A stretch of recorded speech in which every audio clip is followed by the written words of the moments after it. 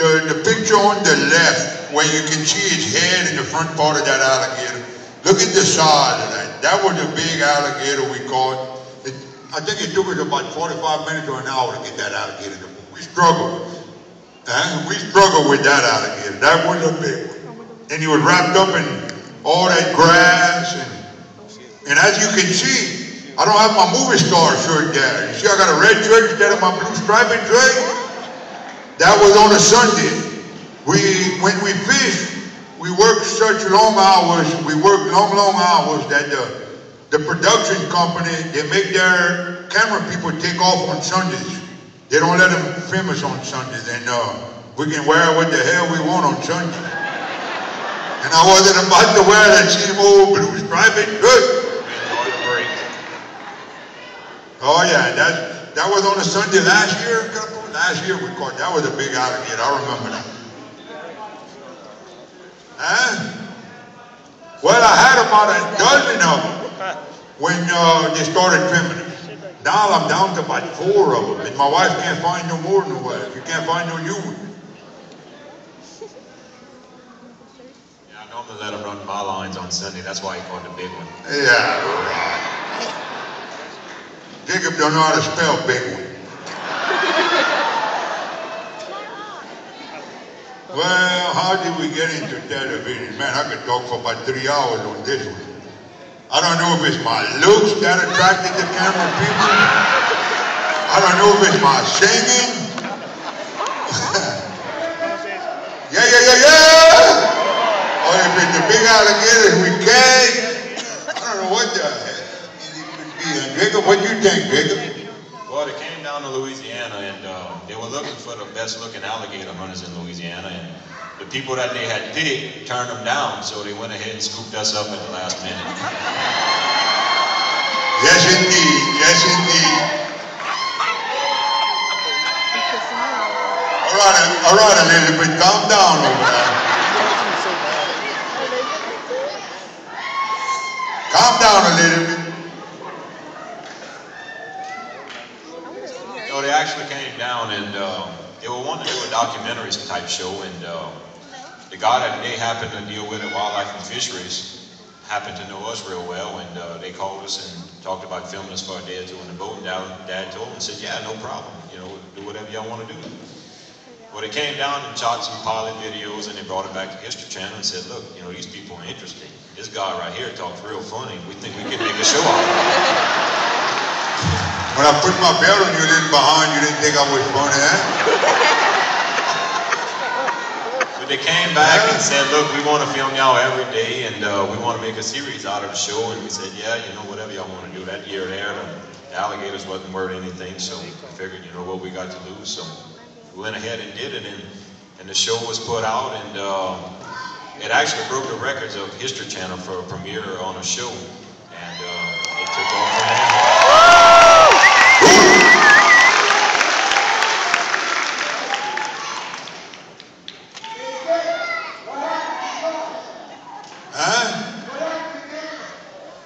I had a son. he's going through what his daddy went through right now. He's just starting. Chase has a fool, and he has no kids yet. I had to change Jacob's booty diapers when he was about 5 or 6 years old. Now I gotta change him now. He is not a good kid. No, you said you gotta change him. Yeah, right. But yeah, you know, we were very fortunate. You can change the picture, Boudreaux. I think in Louisiana there's like, I think there's 2,500 licensed alligator hunters. And we were very fortunate. I mean, they could have picked the other 2,499 of them. We were just very fortunate that we were involved in it. The guys at Wildlife and Fisheries recommended they get with us.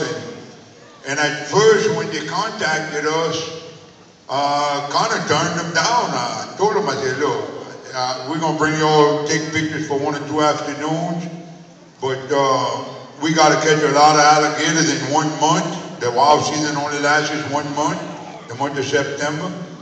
And I thought we don't really have time to be playing with a bunch of camera people from New York. you know, we'll take you off for a couple of afternoons. And boy, they kept crying. You know, they wanted to come with us. And they told me, they said, we're going to pay all your expense, all your gas. We're going to pay your helpers, your boys, when they go with you. We're going to pay them. And I told the wife, I said, man, the more they keep talking to you, the better it sounds. It was a plus for us because we never got paid before. Hey, you never missed a meal, huh? I think y'all ate supper every night. But the year before they contacted us, the year before, we sold our big alligators, like the 9 foot on up, what they consider big ones, for $48 a foot. And the following year, when the stock market crashed and everything crashed, the year they contacted us, they went from $48 a foot. That same year, we would have got, for the big ones now, I'm talking about just the big ones, 9 foot on up, the price would have went from $48 to $12. And that's what I told my wife. I said, you know something, maybe we ought to, we're not going to pay all the expense this year fishing alligators, much less make money. So if they're willing to pay all the expense, maybe this is the perfect time to try something different. And we agreed to let them trim us, and thank God, I mean, we done trimmed 3 seasons, and I know they're coming back for season 4. Woo! And look where we got it. We're sitting on stage in the Paragon telling stories. Woo! Can you believe that? I've been telling stories all my life, but I never got paid to do it before. So I say something. But anyhow, it's very good for my family and I. It's opened a lot of doors that we would have never had the opportunity to do before. And financially wise, it's good. We've never experienced nothing negative. Man, I never had nothing negative come out of it. Other than, it's hard to keep up now. We got so much going on, you just can't imagine. It's hard for us to keep up.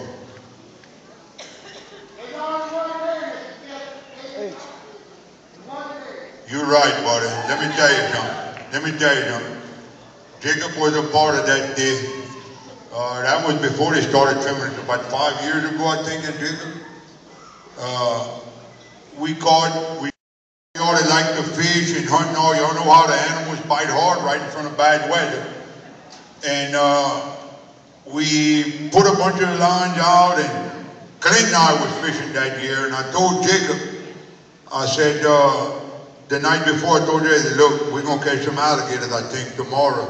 I need you to make sure you're around in the backup boat to come and keep me clean, keep my boat clean so I can fish all day. And I thought I would have to call Jacob about 10 or 11 o'clock to come and meet me with the backup boat. And at 8:30 the next morning, 8:30 that morning, Jacob had to come with his pickup truck. I told him, come to the boat ramp and just bring your pickup truck. You don't need the boat, we'll meet you at the boat ramp. We unloaded my skiff, and we put all the alligators we had caught at 8:30 in the morning in the back of his pickup truck, except for either 2 or 3 of them. We had 2 or 3 big ones we couldn't put in the back of his truck. We would have blew the tires out. His bumper was dragging the ground. So at 8:30 he left to go home and ice down a truckload, and we still had 2 or 3 big ones in the boat. And about 11 o'clock, I guess, 10:30, maybe 11, I don't remember exactly, that was about 5 years ago. I called him, I said, Jacob, I need you to take the backup boat and meet me on Uncle Winston's property, right? You keep meet us by the Michelle Canal. And we filled up the backup. I had a full boat again. I was about to shake my boat before dinner, about 10:30, 11 o'clock. He brought that load home, and about maybe 2 o'clock or 2:30, I called him again. I said, look, come with just your truck to the boat ramp at Mr. Joe Godet down the bay, right? And he came with his pickup truck, backed it up to the water's edge at the boat ramp, and I put my boat sideways against the back of his truck, and we filled his truck up again.